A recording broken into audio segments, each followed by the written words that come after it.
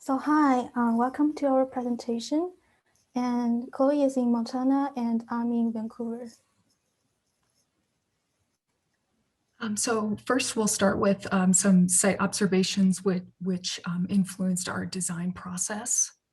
So as Stephanie already mentioned, the Oak Ridge neighborhood is about to, or currently is experiencing a drastic shift from low to high density as a part of the Canby corridor rezoning process. And so aside from the rain garden next to Sir William Van Horn Elementary School, there's no GRI strategies in the Oak Ridge neighborhood to manage, store, and purify stormwater. It's only hard infrastructure. Another important thing to note is that Vancouver lies in the middle of the Pacific Flyway. Hundreds of bird species migrate thousands of kilometers, particularly from South America, towards the Arctic Circle every spring while stopping over in Vancouver. The nearby Queen Elizabeth Park is known among birders for being a neotropical bird hotspot. And as mentioned, currently Columbia Park consists of a playground and used concrete splash pad, 2 baseball diamonds, and a vast open lawn. We analyzed the sensorial experiences and focus on the feeling of serenity that we want to evoke. While visiting the site, we can hear wind whistling through the trees, people talking, and birds reveling. And at present, there is no path hierarchy or internal circulation throughout the site.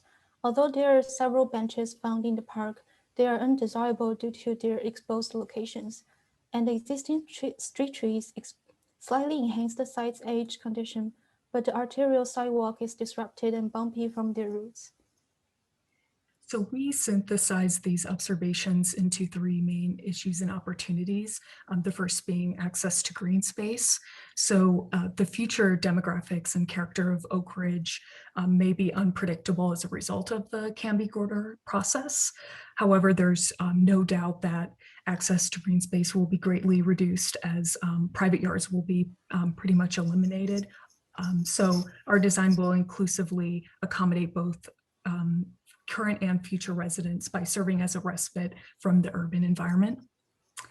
The next being existing hard infrastructure, which is not adequate for managing stormwater in an ecologically sound way, and it will no longer be capable of handling 100-year floods, which will be occurring more frequently due to climate change.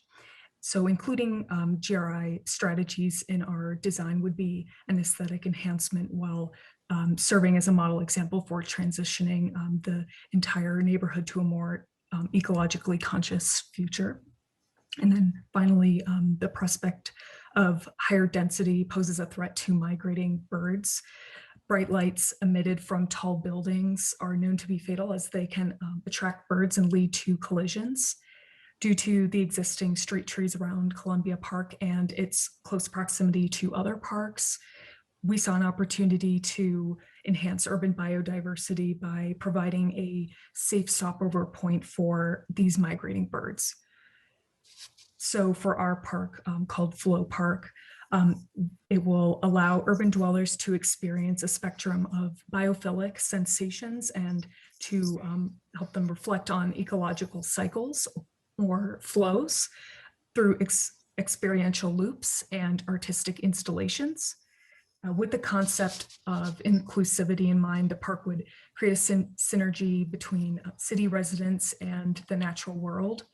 The ecological cycles that are evoked in our design are the seasonal cycle, migratory bird cycle, and water cycle. So keeping this concept in mind, we began loosely sketching to establish a form and program elements.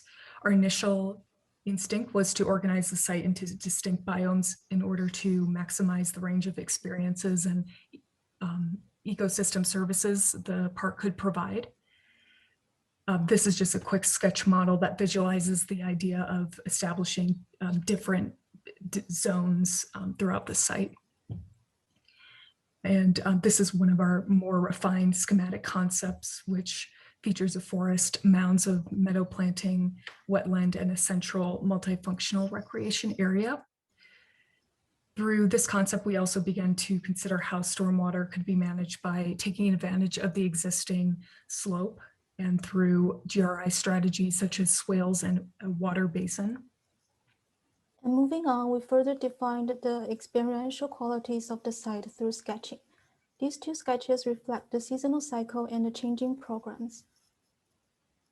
And these sketches show different series of circulation loops. They exemplify a sequence of experiences. So we have bird loop, water loop, and the art loop.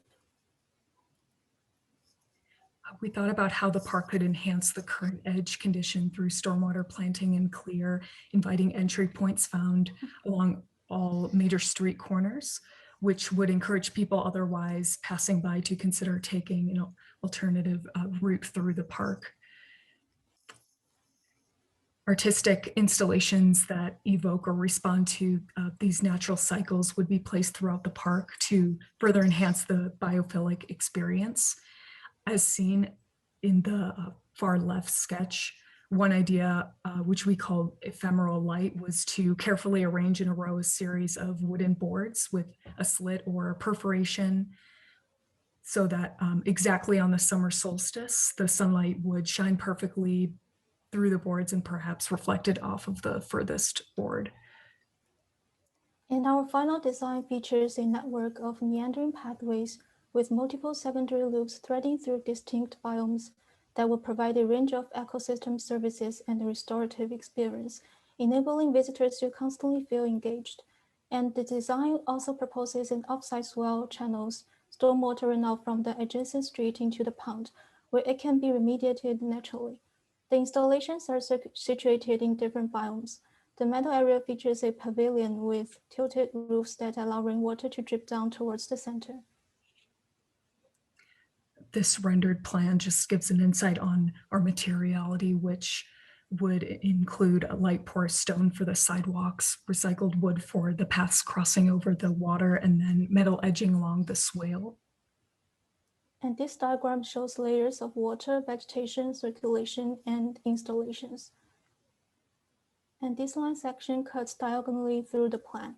Visitors entering the park from the main entrance are guided through the meandering paths across the forest.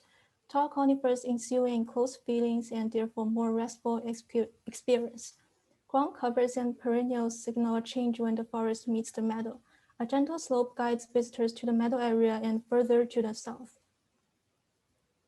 So this section is cutting through a theoretical future high-rise building, Alberta Street, and the northwest entrance. As mentioned before, Flow Park re-envisions the edge condition along Alberta Street by prioritizing the concepts of the water cycle and inclusivity, a series of shallow retention ponds along the adjacent block, and a swale along the sidewalk would capture stormwater to reduce the amount of water that otherwise would have entered the park. And not only would this be an aesthetic enhancement to the street edge, but it would allow visitors to more holistically experience the water cycle. They can see the water being stored and filtered naturally rather than it being channeled into an underground catch basin.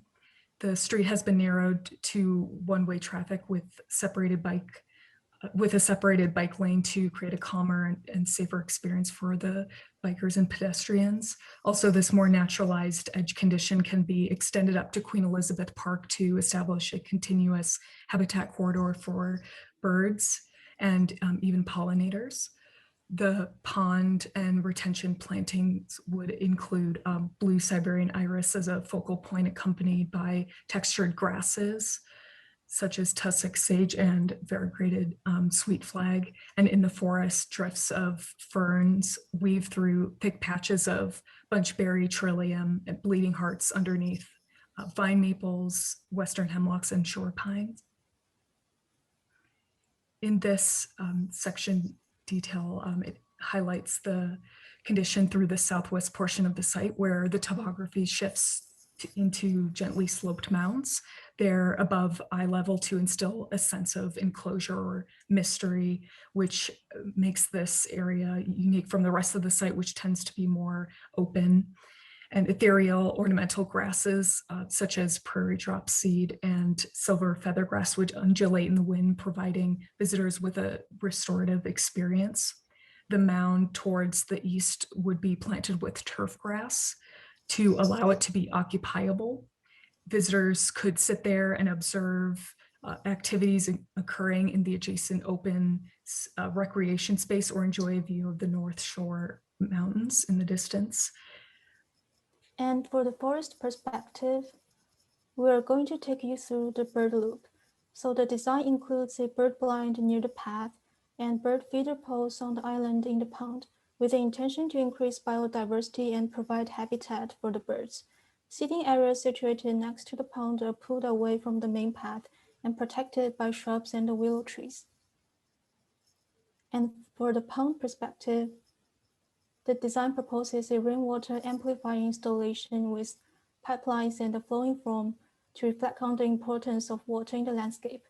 So similar to the pond in the forest, the planting would include blue iris as the focal point, and river birch will provide canopies, while blood-twig dogwoods will provide fall color.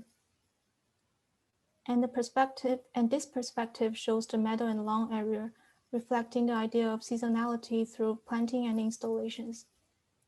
Here, the park could be used for recreation purposes, including walking, sports game, gathering, birding, and playing in the open central lawn. Pollinators will be well supported by the wide variety of perennials, which were selected to extend bloom time from early spring to late fall. Walking along the pathway, visitors will encounter two installations that will reflect on two different natural forces. So the wind wall on the left is a perforated wall where the wind could blow through and make soothing noises, echoing around the visitors. And Ephemeral Light on the right is a sunlight installation, as mentioned, and will be situated in the meadow. So Columbia Park is in dire need of enhancements that will provide a restorative program to accommodate future residents of the increasing urban context and a broader range of ecosystem services. Our design will help urban dwellers reconnect with the natural cycles, something that the current site is lacking. And this is our poster showing designs on one page. Thank you. Thank you.